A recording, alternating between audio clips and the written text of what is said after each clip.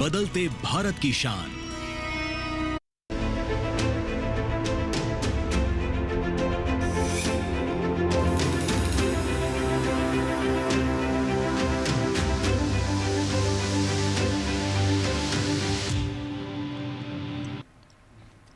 नमस्कार, मौसम खबर में आप सभी का स्वागत है। मैं हूं मोनालिसा। मौसम खबर में बताएंगे आपको कहां होगी बारिश, कहां रहेगा मौसम साफ। इसके अलावा जानेंगे पर्यटन पूर्वानुमान के बारे में, वायु की गुणवत्ता और तापमान का हाल भी आपको बताएंगे। लेकिन आइए पहले जान लेते हैं बड़ी खबरों के बारे में। जी हां, मौसम से जुड़ी हुई 5 बड़ी खबरें आइए आपको सबसे पहले बताते हैं। और ऐसे में जानेंगे हम सबसे पहले दिल्ली के बारे में। दिल्ली में कहीं कहीं पर तेज हवाएं चलने की संभावना बनती हुई नजर आ रही है। इसके अलावा उप हिमालय पश्चिम बंगाल की बात करें तो यहां भी तेज हवाएं चलने के आसार बनते हुए नजर आ रहे हैं। आगे बढ़ते हैं, बिहार की बात करते हैं। बिहार में कहीं कहीं गरज के साथ तेज हवाएं चल सकती हैं, तो बिहार में भी तेज हवाएं चलने के आसार है। और केरल की बात करें तो कहीं कहीं मौसम गर्म और आर्द्र रहने की संभावना है केरल में। इसके अलावा अरुणाचल प्रदेश में इक्का दुक्का जगह पर बादल बरस सकते हैं। तो जाना आपने मौसम से जुड़ी हुई 5 बड़ी खबरें। अब आइए आगे बढ़ते हैं और नजर डाल लेते हैं मौसम पूर्वानुमान पर। आने वाले 24 से 48 घंटों के दौरान देश के वो कौन से हिस्से हैं जहां बारिश हो सकती है, जान लेते हैं। और उत्तर भारत की अगर सबसे पहले बात करें तो यहां पर बारिश के लिहाज से मौसम बिल्कुल साफ रहेगा। फिर चाहे वो जो पहाड़ी इलाके हैं वो हो या फिर जो मैदानी इलाके हैं, यहां पर भी बारिश के आसार फिलहाल बनते हुए नजर नहीं आ रहे हैं। जम्मू कश्मीर, लद्दाख, हिमाचल प्रदेश, उत्तराखंड या फिर पंजाब, हरियाणा, दिल्ली, पश्चिमी उत्तर प्रदेश और पूर्वी उत्तर प्रदेश में भी फिलहाल बारिश की स्थिति बनती हुई नजर नहीं आ रही है। आगे बढ़ते हैं और पूर्वी पूर्वोत्तर भारत की बात करते हैं। तो अरुणाचल प्रदेश में कहीं कहीं बादल बरस सकते हैं, लेकिन इसके अलावा सब मेघालय, नागालैंड, मणिपुर, मिजोरम, त्रिपुरा हो या फिर उप हिमालय पश्चिम बंगाल, सिक्किम, बिहार, झारखंड, ओडिशा और गांगे पश्चिम बंगाल की बात करें तो यहां पर भी मौसम साफ रहेगा। दक्षिण भारत का अगर रुख करें तो दक्षिण भारत में भी अधिकतर जगहों पर मौसम साफ रहने के ही आसार हैं। केरल में हम देख रहे हैं कि कहीं कहीं बादल बरस सकते हैं। इसके अलावा तेलंगाना, तटीय आंध्र प्रदेश हो या फिर रायलसीमा, तमिलनाडु, पुडुचेरी, कर्नाटक, यहां पर मौसम बिल्कुल साफ बना रहेगा। और मध्य भारत, पश्चिम भारत को अगर देखें तो यहां पर भी फिलहाल बरसात के आसार नजर नहीं आ रहे हैं। आने वाले 24 से 48 घंटों के दौरान राजस्थान, गुजरात, सौराष्ट्र, कच्छ हो या फिर कोंकण, गोवा, मध्य महाराष्ट्र, मराठवाड़ा, विदर्भ, साथ ही मध्य प्रदेश और छत्तीसगढ़ का भी अगर रुख कर लेते हैं तो यहां पर कहीं पर भी बारिश की संभावना नजर नहीं आ रही है। आगे बढ़ते हैं, जानते हैं कि पिछले 24 घंटों में देश में कैसा रहा मौसम का मिजाज। उत्तर भारत पर नजर डालें तो जम्मू कश्मीर, लद्दाख में कहीं कहीं बारिश तो कहीं बर्फबारी हुई है। हिमाचल प्रदेश में भी इसी तरह के हालात रहे हैं। पंजाब में कहीं बारिश हुई है तो कहीं कहीं तेज हवाएं चली है। हरियाणा में, साथ ही उत्तर प्रदेश में भी तेज हवाओं का असर कई जगहों पर नजर आया। उत्तराखंड की बात करें तो कहीं पर तेज हवाएं चली है, कहीं पर बारिश हुई है और कहीं कहीं पर बर्फबारी भी हुई है। अब आगे बढ़ते हैं, जान लेते हैं कि पूर्वोत्तर में कैसा रहा मौसम। तो उप हिमालय पश्चिम बंगाल और सिक्किम में बादल बरसे हैं। साथ ही असम, मेघालय की बात करें तो यहां पर भी कहीं कहीं बारिश दर्ज हुई है पिछले 24 घंटों के दौरान। तो पूर्वोत्तर भारत का हाल भी आपने जान लिया, जहां पर कुछ जगहों पर बरसात दर्ज हुई है पिछले 24 घंटों में। और दक्षिण भारत में केरल है वो इलाका जहां पर पिछले 24 घंटों में बारिश दर्ज हुई है। जी हाँ, तो जो दक्षिण भारत है यहां पर केरल में बारिश हुई है और बाकी कमोबेश जो मौसम है वो सामान्य रहा है। इसी के साथ मौसम खबर में वक्त हो चला है छोटे से ब्रेक का। ब्रेक के बाद हम तापमान की स्थिति के बारे में आपको देंगे जानकारी। आप बने रहें दूरदर्शन किसान पर।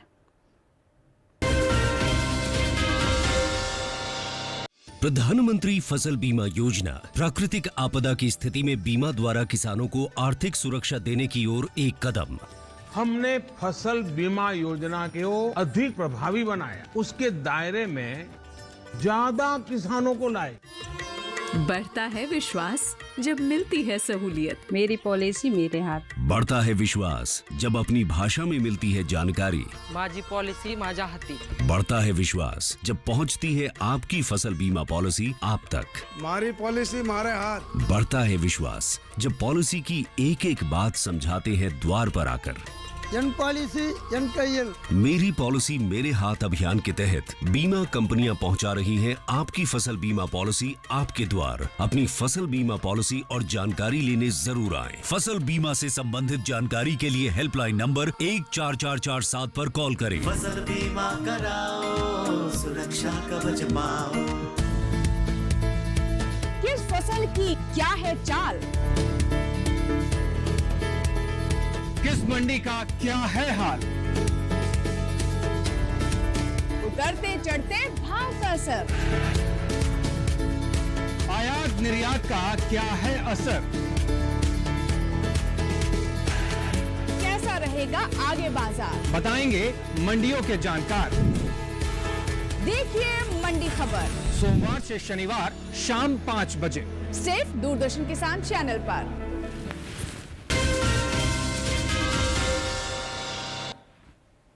ब्रेक के बाद आप सभी का फिर से स्वागत है। आप देख रहे हैं मौसम खबर। मौसम खबर में अब बारी है जानने की तापमान की स्थिति के बारे में, जहां देश में अलग अलग हिस्सों में किस तरह का तापमान है, कहां पर तापमान में उतार चढ़ाव की स्थितियां नजर आ रही है, ये सब कुछ हम आपको बताएंगे इस सेगमेंट में। तो आइए तापमान का हाल जान लेते हैं और इसमें सबसे पहले बात करेंगे न्यूनतम तापमान पर। तो बता दें आपको कि जम्मू कश्मीर, लद्दाख, हिमाचल प्रदेश में जो न्यूनतम तापमान है वो सामान्य की तुलना में 3.1 से 5 डिग्री सेल्सियस कम दर्ज किया गया है, यानी कि सामान्य से कम, यानी कि गिरावट जो है वो देखी जा रही है रात के तापमान में। पंजाब हरियाणा हो तो यहाँ पर 3.1 से 5 डिग्री सेल्सियस कम सामान्य की तुलना में न्यूनतम तापमान दर्ज किया गया है, यानी कि यहाँ पर भी रात का जो तापमान है उसमें कुछ गिरावट दर्ज की जा रही है। विपरीत स्थिति नजर आ रही है बिहार में, साथ ही ओडिशा में, जहां पर सामान्य से 3.1 से 5 डिग्री सेल्सियस ज्यादा रहा है न्यूनतम तापमान। तो यहाँ पर इजाफा दिख रहा है रात के तापमान में। आगे बढ़ते हैं, जान लेते हैं तेलंगाना, तटीय आंध्र प्रदेश, रायलसीमा के बारे में। यहाँ पर भी इजाफा है न्यूनतम तापमान में, सामान्य से 1 से 3 डिग्री सेल्सियस ज्यादा यहाँ पर न्यूनतम तापमान देखा गया बीते दिन। अब आगे बढ़ते हैं, जान लेते हैं क्या स्थिति रही है तमिलनाडु पुडुचेरी में। यहाँ पर भी इजाफा है न्यूनतम तापमान में, सामान्य से 1 से 3 डिग्री सेल्सियस, और केरल में भी सामान्य से 1 से 3 डिग्री सेल्सियस की बढ़ोतरी न्यूनतम तापमान में देखी जा रही है। अब रुक करते हैं मध्य महाराष्ट्र का, जहां पर सामान्य से 3.1 से 5 डिग्री सेल्सियस ज्यादा रहा है न्यूनतम तापमान। यहां पर भी बढ़ोतरी न्यूनतम तापमान में। तो देश के कई हिस्से हैं जहां पर सामान्य से कम ज्यादा न्यूनतम तापमान हो रहा है। देखिए यहां पर पूरे राजस्थान, पश्चिमी मध्य प्रदेश की बात करें तो यहां पर सामान्य के मुकाबले 5 डिग्री सेल्सियस कम रहा न्यूनतम तापमान। रात के तापमान में गिरावट यहां पर दर्ज की गई है। और इसके अलावा आपको बता दें कि पश्चिमी राजस्थान के फतेहपुर में 4 डिग्री सेल्सियस न्यूनतम तापमान दर्ज किया गया, जो कि मैदानी इलाकों में सबसे कम तापमान है। अब जान लेते हैं अधिकतम तापमान की क्या स्थिति रही। तो जम्मू कश्मीर, लद्दाख में सामान्य से 5 डिग्री सेल्सियस कम अधिकतम तापमान दर्ज किया गया, यानी कि जो दिन का तापमान है उसमें यहाँ पर कुछ गिरावट रही है सामान्य के मुकाबले। अब आगे बढ़ते हैं और दूसरे हिस्सों का रुख करते हैं। ओडिशा की बात कर लेते हैं। सामान्य के मुकाबले 3.1 से 5 डिग्री सेल्सियस ज्यादा अधिकतम तापमान यहाँ पर दर्ज किया गया। दिन के तापमान में यहाँ पर बढ़ोतरी रही। इसके अलावा दक्षिण भारत में खासतौर पर केरल, तमिलनाडु, पुडुचेरी की बात करें तो यहाँ पर सामान्य के मुकाबले 1 से 3 डिग्री सेल्सियस ज्यादा रहा है अधिकतम तापमान। दिन के तापमान में इजाफा देश के इन हिस्सों में दिख रहा है। आगे बढ़ते हैं, बता दें मध्य महाराष्ट्र के बारे में, साथ ही मराठवाड़ा और विदर्भ का भी हाल जान लेते हैं। तो सामान्य से 1 से 3 डिग्री सेल्सियस ज्यादा रहा यहाँ पर अधिकतम तापमान। इसके साथ ही पश्चिमी राजस्थान की बात करें तो सामान्य के मुकाबले 3.1 से 5 डिग्री सेल्सियस कम रहा अधिकतम तापमान, यानी कि दिन के तापमान में यहाँ पर कुछ गिरावट दर्ज की गई है। तो सामान्य के मुकाबले कुछ गिरावट यहाँ पर नजर आई है अधिकतम तापमान में। मध्य महाराष्ट्र के सोलापुर में अधिकतम तापमान 39.4 डिग्री सेल्सियस दर्ज किया गया, जो कि मैदानी इलाकों में सबसे ज्यादा तापमान है। तो जाना आपने मैदानी इलाकों में सबसे ज्यादा और सबसे कम तापमान की स्थिति कहां पर रही है। अब देश के अलग अलग शहरों पर नजर डाल लेते हैं और देखते हैं कि यहाँ पर बीते दिन तापमान का क्या हाल रहा।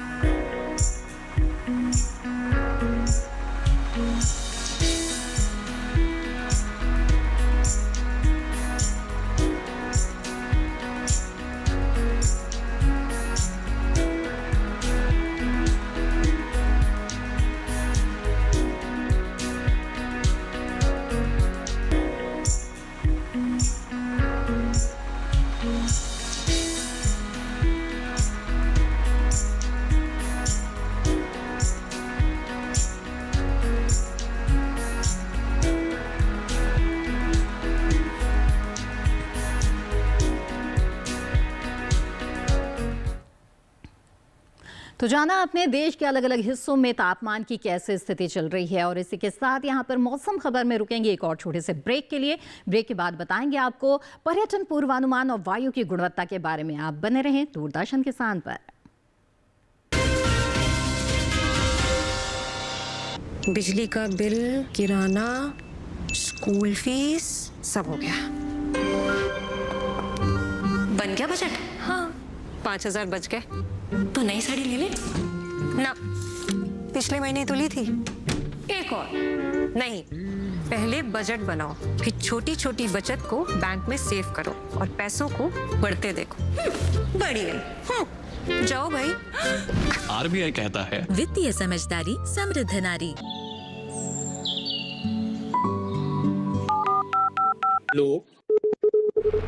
कार्यक्रम के पहले कॉलर जुड़ गए हैं।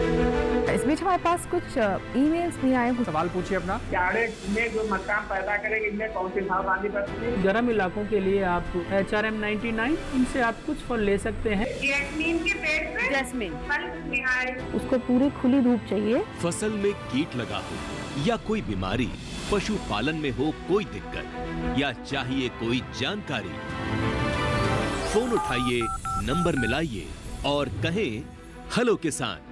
सोमवार, बुधवार और शुक्रवार शाम 6 से 7 बजे सिर्फ डीडी किसान पर।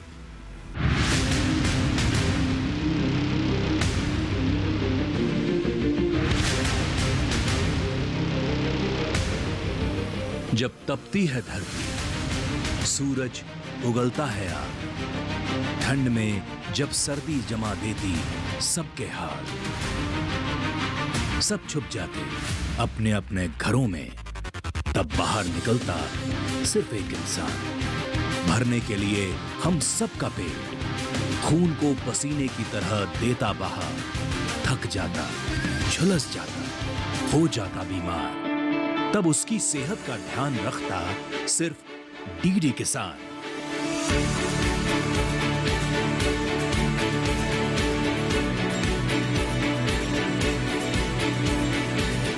देखिए स्वस्थ किसान शनिवार शाम 6 बजे लाइव सिर्फ दूरदर्शन किसान चैनल पर।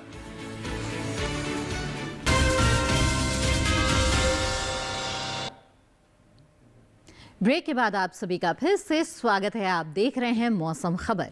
आइए मौसम खबर में आगे बढ़ते हैं और अब जानते हैं वायु गुणवत्ता के बारे में। जी हाँ, जिस हवा में आप सांस लेते हैं वो हवा अच्छी है भी या नहीं, या फिर खराब है या महज संतोषजनक के स्तर पर बना हुआ है, ये जानना बेहद ज़रूरी है। और ये जानकारी हमें मिलती है वायु गुणवत्ता सूचकांक यानी कि एयर क्वालिटी इंडेक्स के आधार पर।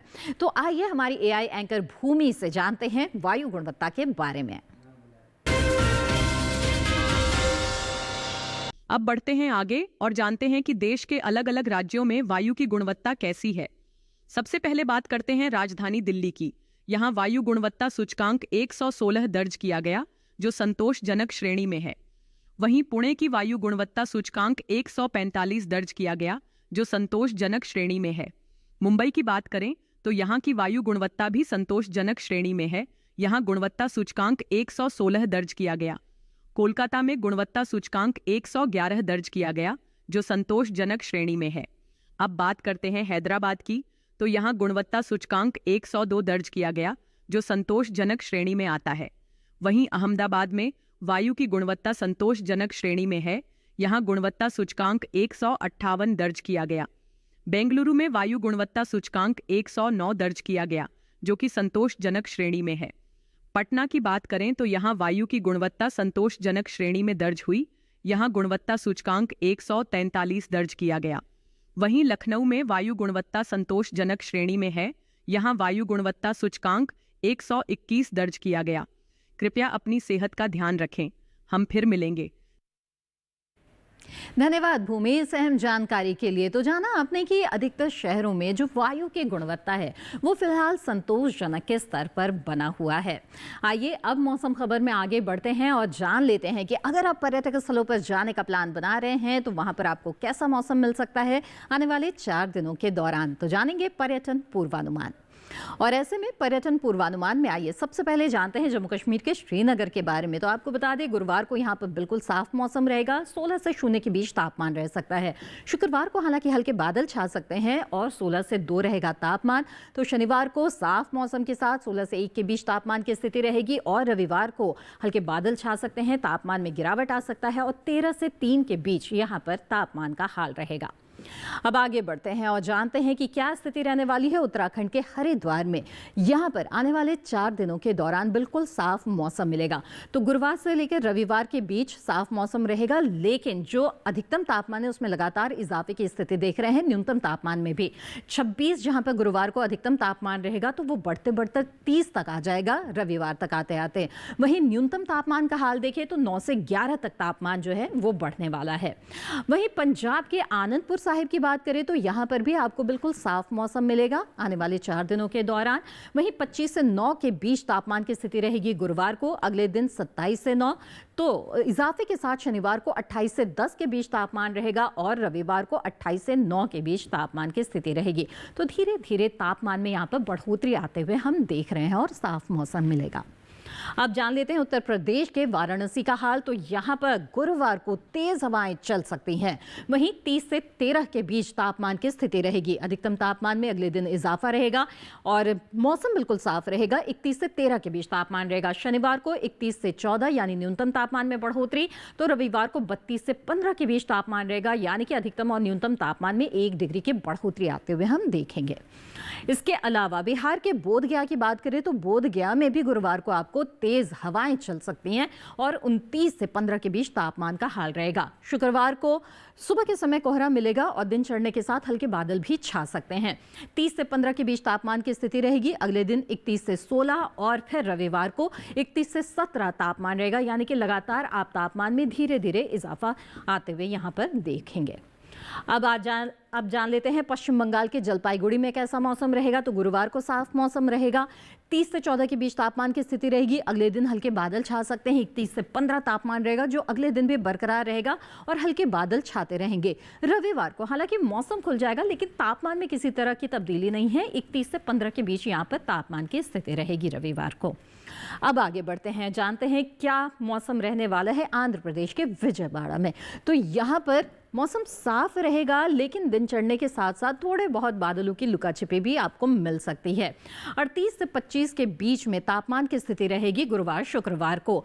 अगले दिन यानी कि शनिवार को जो अधिकतम तापमान है उसमें 1 डिग्री का इजाफा आ सकता है। 29 से 25 तापमान रहेगा और 29 से 26 रविवार को तापमान रहेगा, न्यूनतम तापमान में 1 डिग्री की बढ़ोतरी के साथ। अब जान लेते हैं केरल के कन्नूर का हाल। तो यहाँ पर भी साफ मौसम लेकिन दिन चढ़ने के साथ हल्के बादल भी छा सकते हैं। आने वाले 4 दिनों के दौरान लगातार यही स्थिति बनी रहेगी और थोड़े बहुत बादल छाते रहेंगे। अधिकतम तापमान 36 डिग्री सेल्सियस यहाँ पर लगातार बना रहेगा। न्यूनतम तापमान का हाल देखें तो 27 डिग्री यहाँ पर न्यूनतम तापमान की स्थिति रहेगी, यानी कि तापमान में और मौसम में बहुत ज़्यादा उलटफेर नहीं है, कोई तब्दीली नहीं है।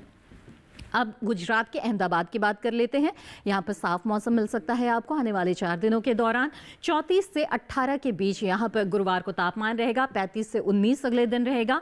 36 से 19 यानी कि अधिकतम तापमान में देखिए यहाँ पर बढ़ोतरी आती जा रही है और रविवार को 36 से 20 के बीच यहाँ पर तापमान रहेगा। तो यहाँ पर धीरे धीरे अधिकतम और न्यूनतम तापमान में बढ़ोतरी के आसार बनते हुए हमें नजर आ रहे हैं। अब जान लेते हैं राजस्थान के अजमेर के बारे में, जहाँ पर बिल्कुल साफ मौसम मिलने वाला है आने वाले 4 दिनों के दौरान। 29 से 15 के बीच तापमान की स्थिति गुरुवार को रहेगी। अगले दिन इजाफा हम देख रहे हैं तापमान में, 32 से 17 तापमान रहेगा। फिर तापमान में बढ़ोतरी के साथ ही 33 से 18 के बीच तापमान रहेगा और रविवार को 34 से 19 लगातार तापमान में बढ़ोतरी और बिल्कुल साफ मौसम, धूप खिली हुई यहाँ पर आपको मिलने वाली आने वाले 4 दिनों के दौरान। तो पर्यटक पूर्वानुमान के बारे में आपने जान लिया। अब आगे बढ़ते हैं मौसम खबर में, बात करते हैं मौसम के लिहाज से खेती किसानी की।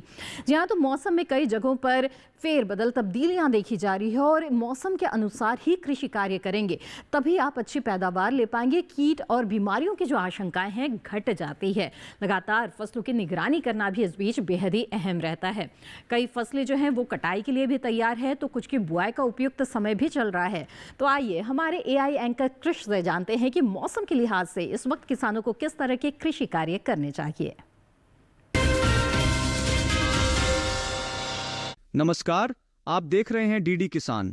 मैं हूं एआई कृष और आज हम उत्तर प्रदेश और बिहार में होने वाली खेती किसानी से संबंधित सलाहों के बारे में पूरी जानकारी देंगे। शुष्क मौसम और बढ़ते तापमान को देखते हुए उत्तर प्रदेश के किसान जल्द से जल्द परिपक्व सरसों की कटाई कर लें। साथ ही प्राप्त उपज को सुरक्षित भंडारित करें। यहाँ के किसान गेहूं में नमी की कमी होने पर हल्की सिंचाई करें। साथ ही सिंचाई के दौरान पानी को अधिक समय तक खेत में खड़ा न होने दें। खेतों में उचित जल निकासी की व्यवस्था रखें। उत्तर प्रदेश के किसान आलू की खुदाई कर लें। यहाँ के किसान रब्बी मक्का की बुवाई से 20 से 25 और 40 से 45 दिन बाद निराई गुड़ाई कर लें। यहाँ के किसान बसंतकालीन गन्ने की बुवाई के लिए उन्नत किस्मों का चुनाव करें। मौसम को ध्यान में रखते हुए समय से बोई गई प्याज फसल की लगातार निगरानी करते रहें। प्याज में बैंगनी धब्बा रोग लगने का खतरा है। फसल में इस रोग के लक्षण दिखाई देने पर विशेषज्ञों की सलाह पर उचित कीटनाशकों का छिड़काव करें।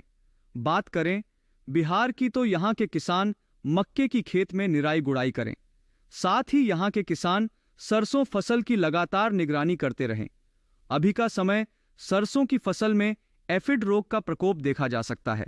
रोग के लक्षण दिखाई देने पर विशेषज्ञों की सलाह लें और उचित कीटनाशकों का छिड़काव करें। बढ़ते तापमान में प्याज फसल की उचित देखभाल करें। प्याज की फसल में थ्रिप्स कीट लगने की संभावना है। रोग के लक्षण दिखाई देने पर विशेषज्ञों की सलाह पर उचित कीटनाशकों का छिड़काव करें। इसी तरह कृषि और किसानों से जुड़ी हर महत्वपूर्ण जानकारी के लिए हमारे साथ जुड़े रहिए और देखते रहिए डीडी किसान।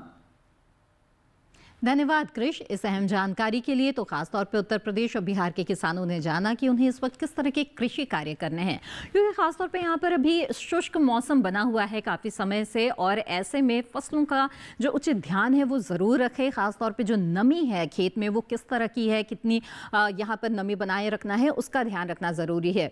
कुछ कीटों का भी खतरा इस वक्त हो सकता है, तो फसल की लगातार निगरानी भी ज़रूर करते रहें।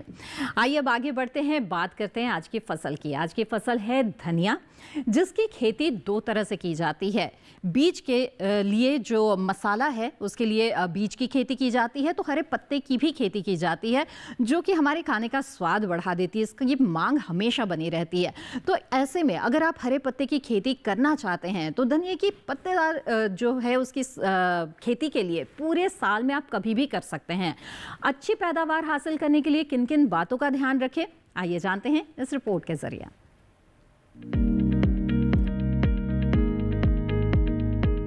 धनिये की खेती के लिए दोमट मिट्टी सबसे अच्छी मानी जाती है।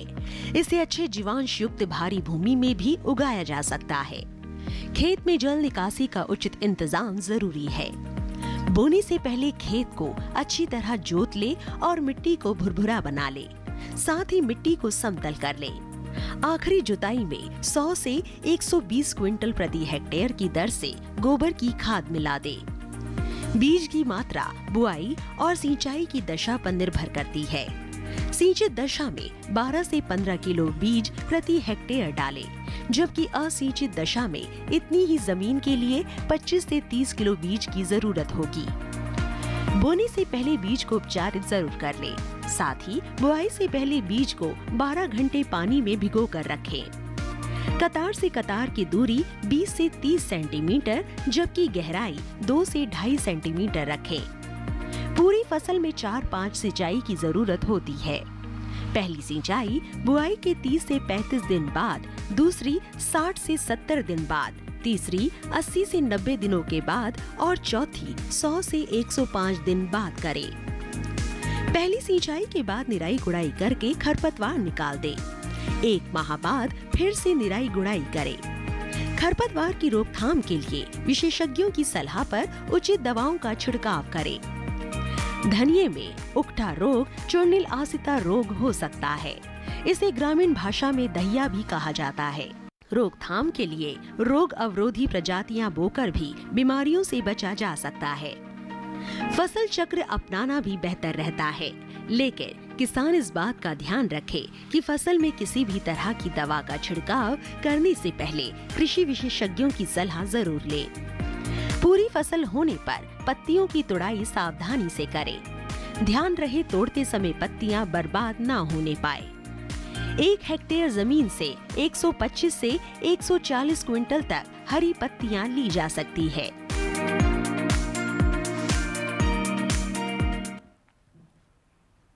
तो ये थी धनिये की खेती से जुड़ी हुई कुछ अहम जानकारियां। इसी के साथ मौसम खबर में आज बस इतना ही। उम्मीद है मौसम खबर से आपको मदद मिल रही होगी। मौसम खबर को आप दूरदर्शन किसान के YouTube चैनल पर भी देख सकते हैं और ये सभी जानकारियां कभी भी कहीं भी हासिल कर सकते हैं। इसके लिए टीवी स्क्रीन पर दिखाए जा रहे QR कोड को स्कैन करें, आप सीधे हमारे YouTube चैनल से जुड़ जाएंगे। मौसम का ताज़ा हाल और कृषि सलाह के साथ फिर होंगे हाजिर। तब तक के लिए दीजिए इजाजत। आप बने रहें दूरदर्शन किसान पर। नमस्कार।